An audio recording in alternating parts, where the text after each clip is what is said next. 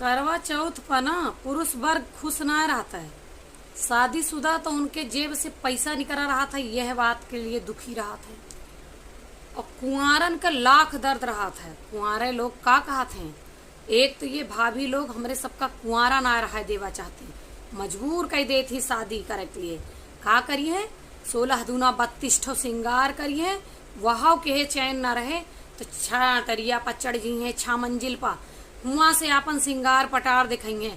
चला वहां कोनो मेर टीम टाम चलनी चौका लेके गए रही है, घंटा भर पूछे चला कैसे वहू सबर कैला।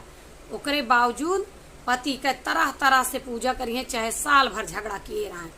और वहू माना चैन मिले तो तुरंत जब सेल्फी ले लगी हैं और फिल्टर लगा लगा भाई साहब के साथ फोटो खींचे लगे हैं, तो कुंवारन के जीव मई हमेशा होता है, काश हमरो ब्याह होता है। चला वहां